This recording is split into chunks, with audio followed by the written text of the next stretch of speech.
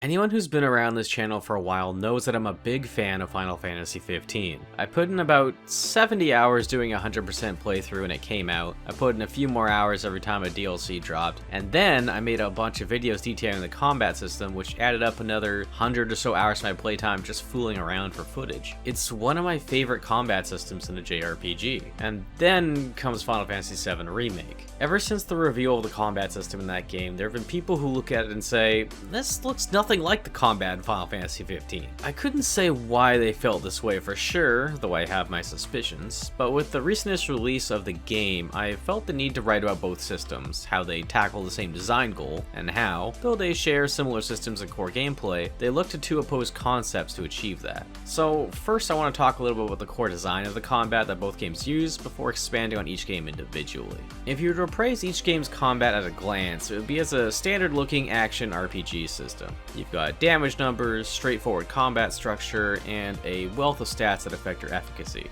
Flashy special actions are regulated by a gauge that fills up over time, techniques for 15 and ATB for 7 Remake, and both have a limit break gauge, and each features a stagger mechanic through 15's break system and 7 Remake's stagger meter. An important thing that distinguishes these games from other action-based JRPGs is they're concerned with the turn-based legacy of Final Fantasy. Both use a fairly simplistic control scheme, one button to attack, one button to defend, one button for a character-specific unique action, and the rest dedicated to command menus. Both games have a way to slow down the game and assess the situation through the natural time dilation in 7 Remake's command menu, or 15's optional wait mode that fully freezes the gameplay when you stop giving any inputs. And it is this reticence to fully embrace action-based combat that defines these games' combat systems, and that's why neither game fully became Devil May Cry, for example. When making an action RPG, should it lean more towards action or more towards RPG? Upon being asked, these two games went in opposite directions. 15 leaned into action, and 7 Remake to RPG. That being said, let's now discuss each game individually and dig into what makes each tick and how they address this fundamental problem of being the sequels to turn-based games from different perspectives. Final Fantasy XV's combat system was remade several times over the course of its development. It started its life with a prototype system akin to Kingdom Hearts, then transitioned to a deck-based system in episode Dusky, where you would set up a collection of weapons in advance of a fight, and then the game would auto-cycle through it as context changed before ultimately landing on the system the game shipped with. While fascinating in its own right, we will not be talking about those prototype systems.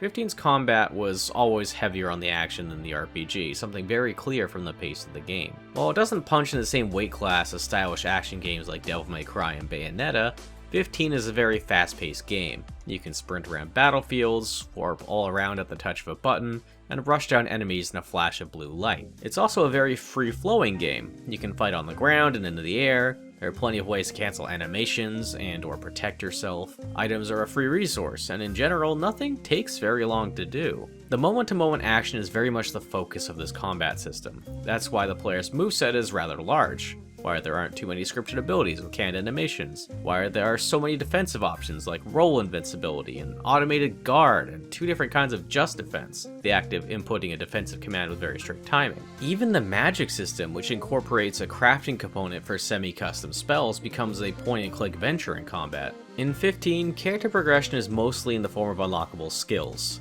The main rewards in 15's upgrade system, the Ascension Grid, are new moves for Noctis and his friends, new AI triggers for your non-player character, and new abilities you can order others to do. Noctis has a variety of weapons to wield that count higher than 10 different movesets as you collect new ones, and within new movesets you can freely chain from one combo string to another. The combat is set up this way because the game, on top of the action moment to moment, is about playing one character. Post-game updates enabled playing as Gladio, Ignis, and Prompto, and you can certainly debate whether their eventual inclusion in the main game was planned or not. The systems around swapping characters very much incentivize you to pick one and stick with them. Certain key abilities are locked away when not playing as Noctis, even if that ability is a skill that the character you're playing as has. And they have unique systems that are only active when you're playing as them as a trade-off. The NPC's AIs are decent enough to begin with, and the act of swapping characters just kind of takes a while, both of which are things that further contribute to this focus on playing one character. As you can probably see, both from what I've said and your own experience playing the game, all this results in a game about action where higher level strategy is pushed out for reactive decision making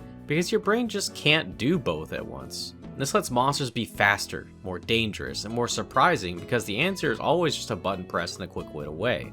The game is constantly throwing huge groups of enemies to fight to overwhelm you and put you squarely in the moment. And honestly, the game can get really overwhelming, especially for people who are used to turn-based games. The developers at Square Enix's Business Division 2 knew that though, and this is where the fundamental problem creeps back in. So, what did they do? They put in safeguards. Defense is an entirely broken strategy in 15. You can sit back and hold the guard button and the game will have Noctis automatically dodge enemies for you, at the cost of some MP mind you, but MP is basically an infinite resource. Gigantic graphics pop up when a particular dangerous attack is coming your way, and guarding against that will trigger an opportunity for a canned counterattack that turns the tides in your favor. But there is one big thing the developers did in order to ease the new gameplay style in for fans of the series. They made failure a momentary setback. As mentioned earlier, items are basically a free resource, and so long as you have a supply, you can use as many recovery items as you want, as often as you want. When the player characters get knocked away by an attack, they're back up and ready to fight a second later. Even if your HP drops to 0, the game gives you a big window of time to revive yourself and get back in the fight, which makes it almost impossible to be forced into a fail screen and have to restart. It was part of what the developers called game over protection. They wanted to make an action-focused action RPG for fans of the series that were used to turn-based games, so what they did was make one, and then they made it hard to fail. The designers of Final Fantasy VII Remake, however, did not want to make a game focused on action,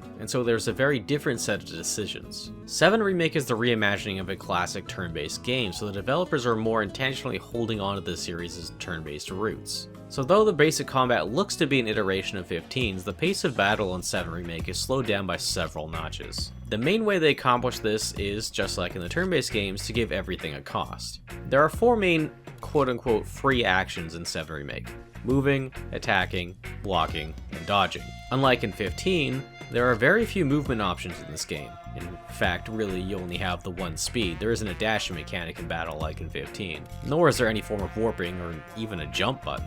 This means you have more time to think about where you're positioning your characters, but also less of an ability to escape danger. Every character has a basic combo chain that will fill a meter, but the damage is a bit low and there's a fair bit of animation lock. There are very few animation cancels with the 7 Remake also.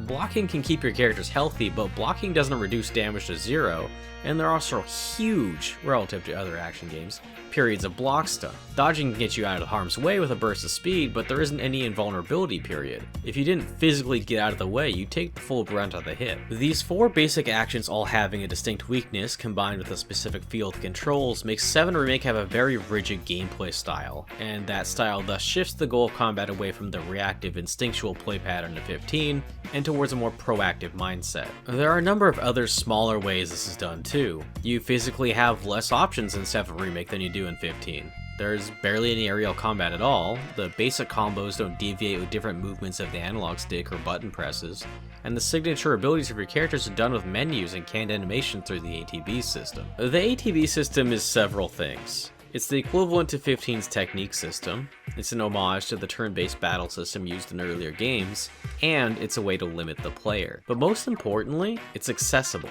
You have to be really good at playing Devil May Cry to do the fun, flashy combos you see in highlight reels. You have to be decent at action games to really get in the weeds and do interesting sequences in 15. You don't have to have even played action games before in order to be able to make Cloud use an ATB ability. And this is the major deviation from the 15 paradigm of action-based action RPG design. The action component, that is the hack and slash, basic combo attacks, and blocking, are all in service of going through a menu to select an attack that does magnitudes more damage than anything you could do without it. This is the turn-based infusion into the game that makes it an RPG-focused action RPG, and, reductively, it's just 15's techniques combined with 15's wait mode. That said, it's not the only thing that makes 7 Remake's combat have this nature, but nearly everything else feeds into the ATB system, and so it's the lens through which we view the combat. For instance, we have the primary character progression, the materia system. Materia are equipped onto a character like a loadout and cannot be edited during combat, which means that the player must make and live with tactical decisions before combat even begins.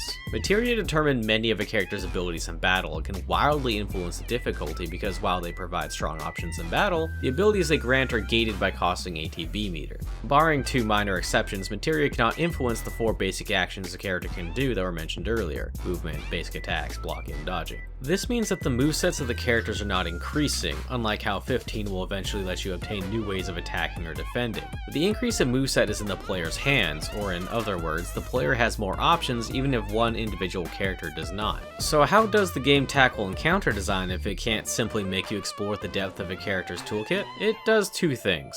First, it shifts the focus of the game away from a single character like in 15 and into a team-based dynamic. Each character has distinct strengths and weaknesses. Cloud is well-rounded, Barrett tanks and specializes in fighting mobile or flying enemies, Tifa is fast and can stagger well, and Aerith is a really strong mage. You can swap direct control of any of the active characters very quickly with a press of a button, and even if you choose to stick with one character, you still have complete access to the other character's ATB abilities. This is diametrically opposed to 15's approach, but it accomplishes the same things. Your pool of options isn't any more limited than 15's when taken as a whole, but it's more segmented and put into boxes.